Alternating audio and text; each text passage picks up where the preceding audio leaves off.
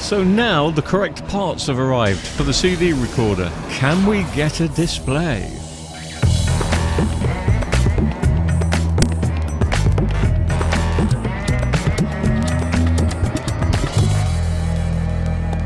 If you've been following parts 1 and part 2 of the TIAC CDRW 890, then this is going to be the final conclusion. Is it a good final conclusion? Well, what do you think? But we watched the video anyway. If you've watched parts 1 and 2, you'll know what the problem is. I didn't realise at the time because I've got one of these models. I've had it for ages. And I wanted to do a video on how you can only use audio discs to record on these, which are quite expensive. They're about £1.50 each.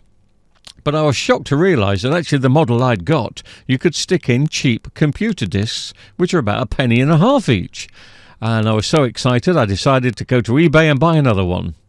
But the seller didn't really give an accurate description of what he was selling. And he was selling one that was 120 volts with an American plug. And obviously somebody over in this country has plugged it in and given it 240 volts. So it's not going to work. But of course I did buy it spares and repair, but I didn't realise I was buying a American 120 volt issue. So anyway, we decided to look at it in part 1 and find what the problems were. Then in part 2 we bought the bits for it. But we had smoke, and the reason we had smoke is because we were looking at not so much a schematic but more of a manual of a different model, very similar but different.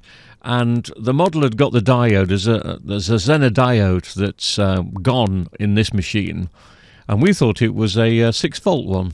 And it turned out it was a 30-volt Zener diode when we got the correct schematic out and checked it. So that was why the resistors kept burning up.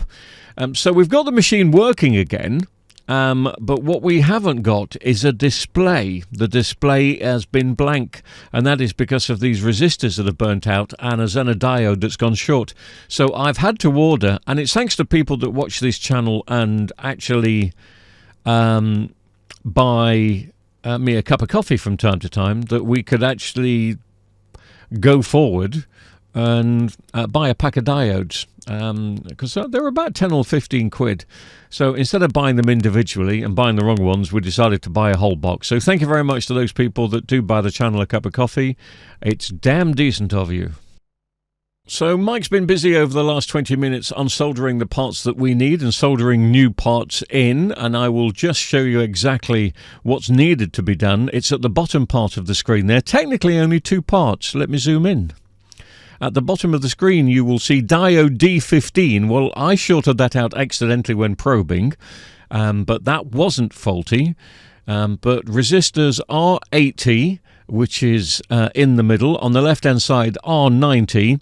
And the one that caused us a problem was the Zener diode, D14, because in the schematic it says that it's only a 6-volt Zener diode, but we were looking at the wrong schematic. When we checked the voltage on the Zener diode on my machine, which is a working machine, we found out that it's a 30-volt Zener diode. So, didn't have that in stock. That's what we've been waiting for, and that's what we've put in.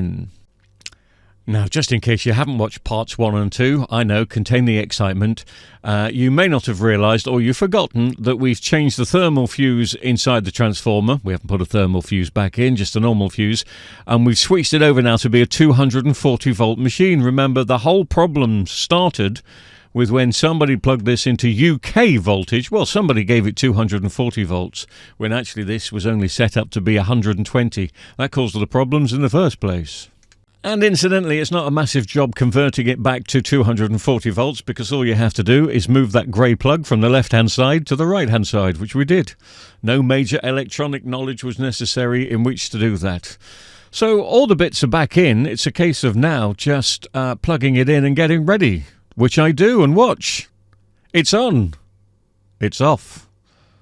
Switch it back on. And nothing.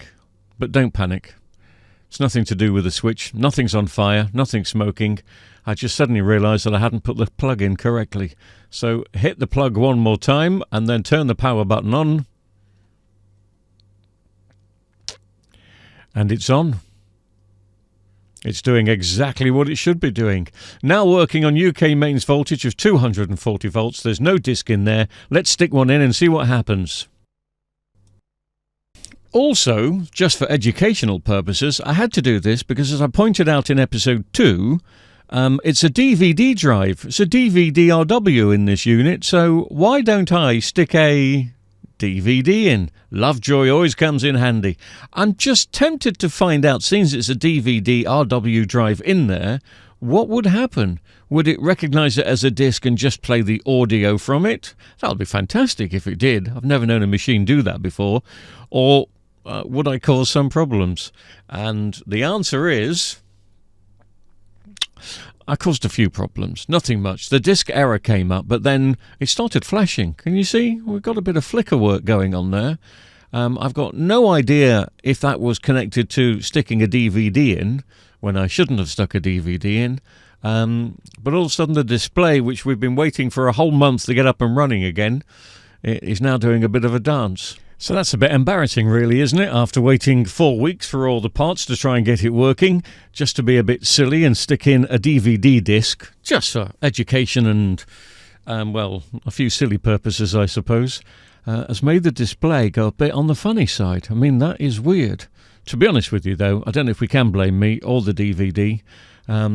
Maybe it's something else. So how do we rectify this? Do we have to start sticking in new diodes and new resistors? Have I caused a major problem that probably can't be rectified after waiting all this time to get it going, or should we just switch it off and switch it on? Give me a break. You have to try these things from time to time. So the plan is just to find a bog standard disc and see if it records it. We can do some test recordings if that's possible. So sticking in a basic computer disc, I mean, I always say these cost pennies. They may be 10 pence each. I don't exactly know how much they are these days, but you tend to get 100 of them for, I don't know, 5-6 quid, can't you? Maybe a little bit more. But sticking in a standard blank disc that you can stick in any computer drive, it's reading it, and all we want it to say is the word blank. The word blank. Phew, took its time. Now I, like many content providers on YouTube, signed up to this website called Epidemic. They are not sponsoring this video. They do sponsor some people, but they're not sponsoring this video. They're great for content providers and creators because they give us some music that we can play without YouTube giving us copyright strikes. In other words, it's PRS music that's paid for. The artists get paid. We pay Epidemic, they pay the artists, and some of the music in there is really nice. And there's some special effects, there's some voiceovers, so there's everything in there. So if you're interested in that sort of stuff, have a nose over to Epidemic, but as I said, they are not sponsoring this content. But I've just decided that it would be a good idea, so you could hear it in the background as I do a quick recording test here. I'm just going to do 30 seconds and see how it sounds and play it back.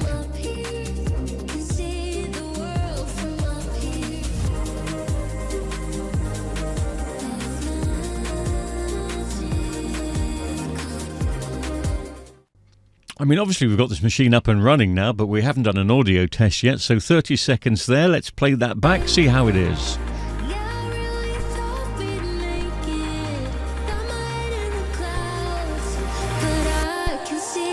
At the moment on the mixing desk, I'm quite heavy on the left channel, but we'll now bring both channels up so you can hear it in stereo properly.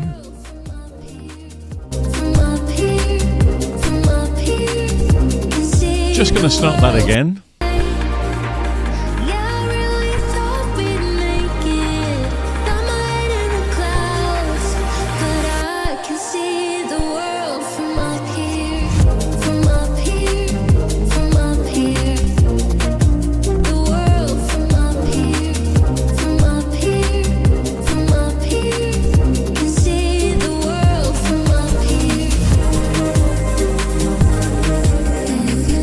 if you remember, the machine was sold on eBay quite cheap. I got it for 20 quid, which is really cheap for these. When these are working, they go for well over £100. But at the time when I was purchasing it, I did not have any idea that it was a 120 volt machine. So somebody had stuck 240 volts in it, which had caused the thermal fuse to blow in the transformer. Replaced that, the machine powered back up again and started to operate. The discs were ejecting, but there was nothing on the display.